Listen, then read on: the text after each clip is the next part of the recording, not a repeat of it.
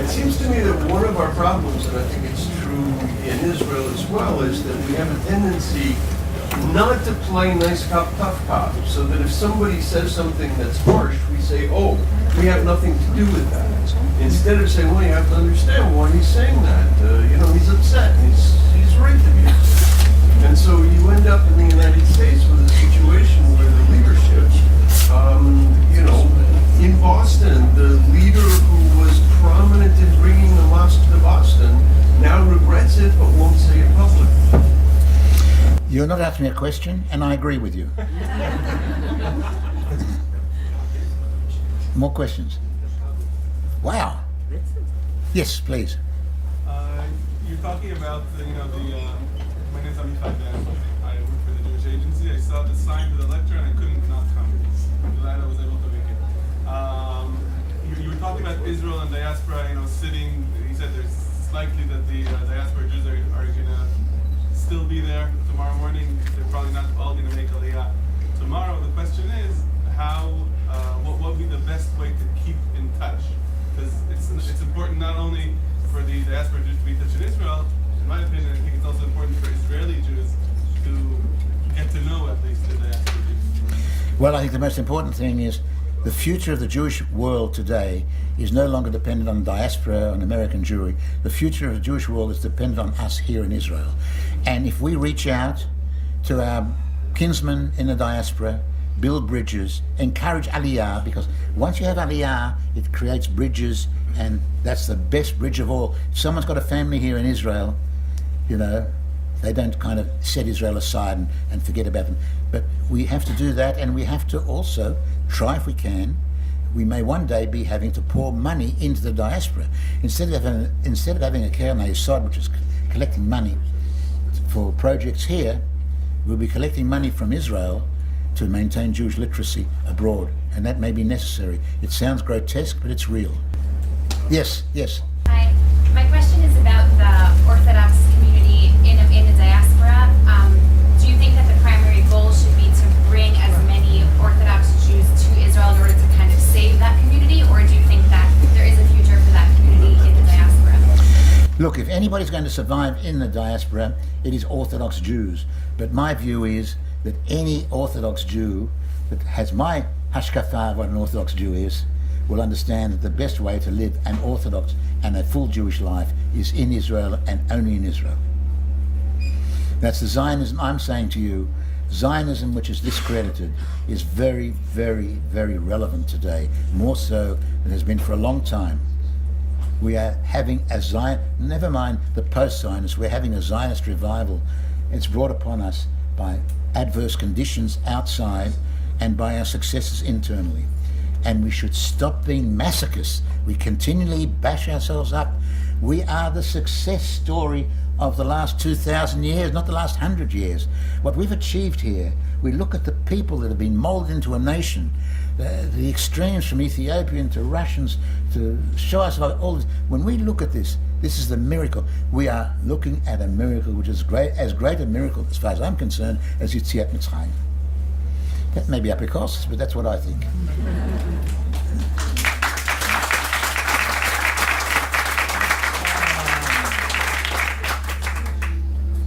Yes. Excuse my English, but stay. It's okay. In English. You referred to the secular part of American Jewish community and the non-secular, meaning the three known streams of reform, conservative, and orthodox.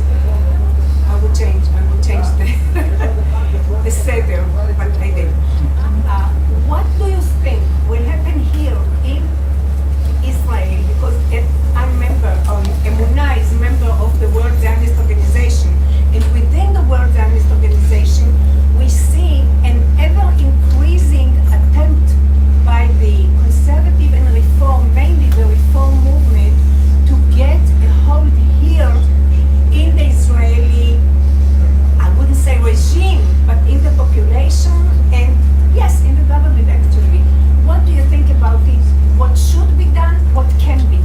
I'm going to upset 90% of you. Yeah, I guess so. I'm going to upset you. You're not going to like my answer. I believe I would rather see Reform Jews develop, particularly in places like Tel Aviv, where we have secular society, where atheism is promoted, and where Judaism in every level is knocked. I'd rather have a non-halachic thing, which at least has some connection with Jewish heritage. That's not to say that I accept it halachically or that we can. But if you're asking me the threat, look, the threat in our backyard are not the Reform. The threat in our backyard are those Jews who are brought up, in a sense, to be Hebrew-speaking Canaanites. They speak Hebrew, they have a Hebrew culture, and they don't know anything about Jews. They go to Chutz La'aretz and they're lost. Now, to that extent, and believe me, I am not a sympathizer of Reform or conservative or anything. I've been brought up all my life as an Orthodox Jew, but a little bit of understanding. And the bigotry and the nonsense that comes out of the mouths of some of these black rabbis, I'm sorry I use the word black in the black sense, it's terrible. They're dividing the Jewish people. They're alienating instead of bringing people close. You'd be surprised. If you're nice to people, they'll come close to you. But by treating them as if they're not Jews, I mean, it's just unbelievable. I'm sorry. I know that many of you will disagree with what I'm saying, but as far as I'm concerned, it's terribly important that we reach out to every Jew. Every Jew should reach out. Fight them politically. If they try to take over politically, that's another matter. We're not talking about that. I'm talking about their presence here in Israel.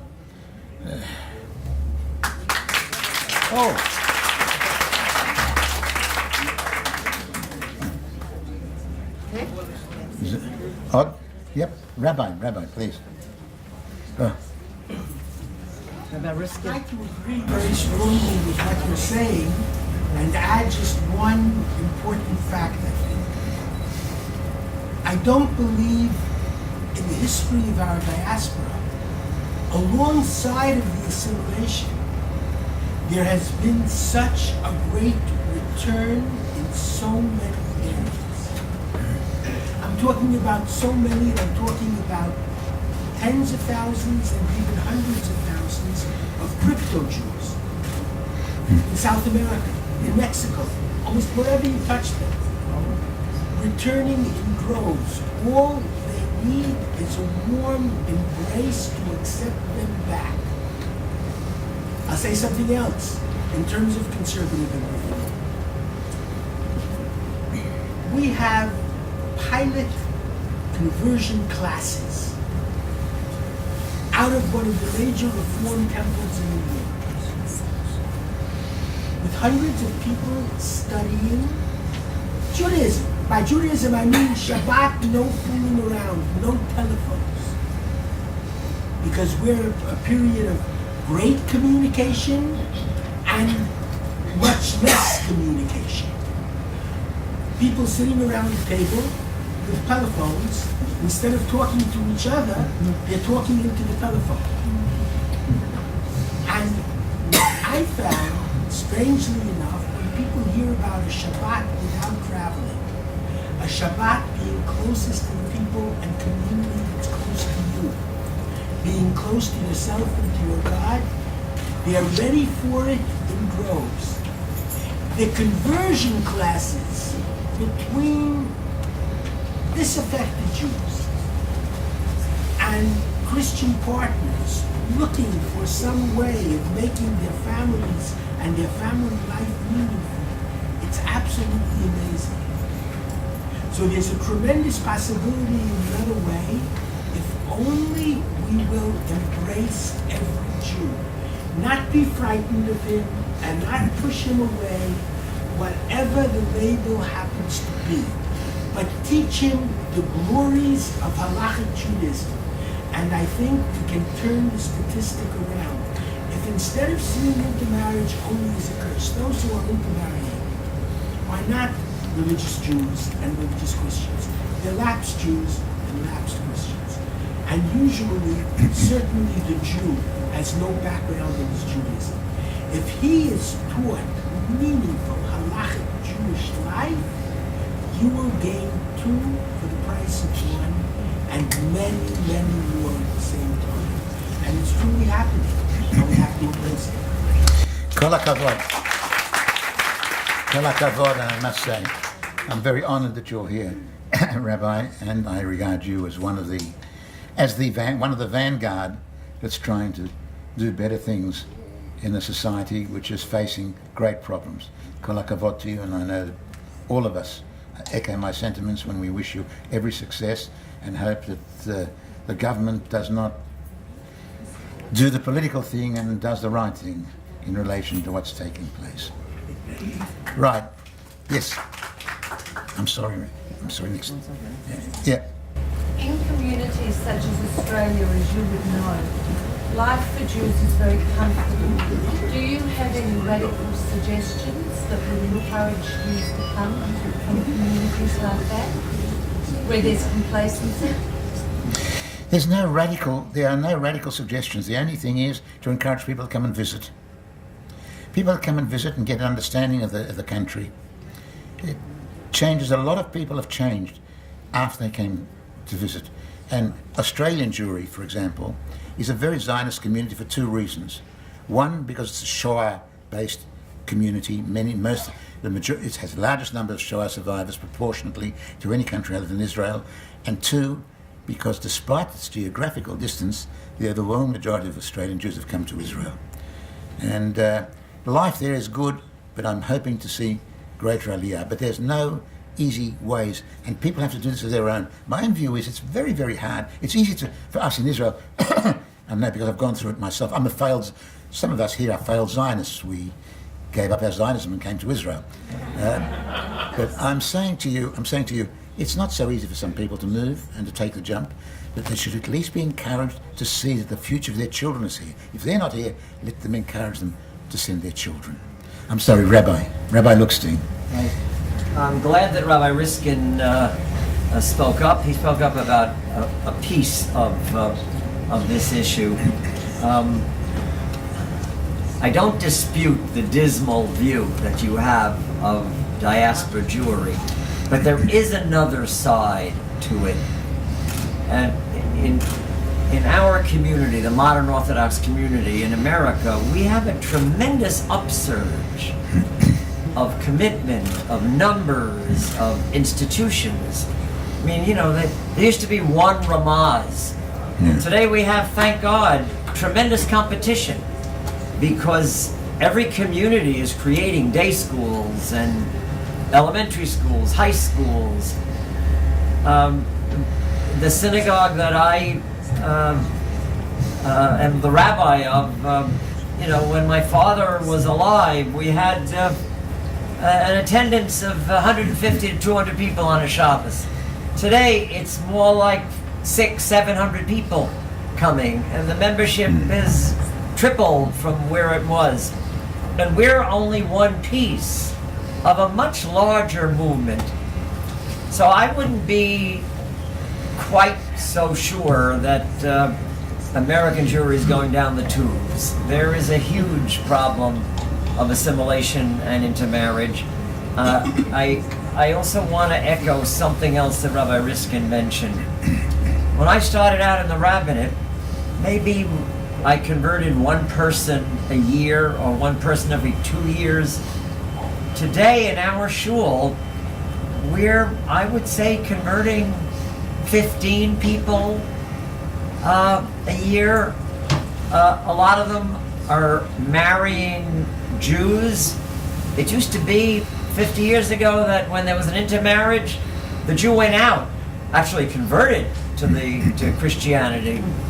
Today, the normal pattern, at least in the modern Orthodox world, is, you try to fight the intermarriage, but if the person is ready to convert, you welcome them and you don't gatekeep them. That's the biggest problem. Gatekeeping in Israel, where they're not letting Russian Jews convert, and gatekeeping in America, which has modeled itself after the Israeli pattern, and making it difficult. There is a big growth pattern in modern Orthodoxy today. The birth rate is 3 to 4, whereas it used to be 1 to 2. It's a different look. What's going to happen in the next 10, 20, 30 years? We don't know. I don't want to get into Obama. I think your perception about him is absolutely correct. Who knows what's going to come? You know, maybe the father of a convert to Judaism. I'm not stating anything political here. I don't know what I wish for, actually. I just think it may not be quite as bad as the picture that you're presenting. Thank you, Rabbi Luckstein. Rabbi Luckstein, who I'm honored to be able to say was a honoree yesterday, and I was really very, very It's my proud. honor. No. My honor. But Rabbi Luckstein is the equivalent of Rabbi Riskin in the diaspora, and he's doing a tremendous job, and we're very, very privileged and fortunate to have men like that. I must say to you, if you may have misunderstood me. I said there will always be Jewish communities, and I said that 10% today of American Jewry are Orthodox, and that they will stay in their various phases one way or another.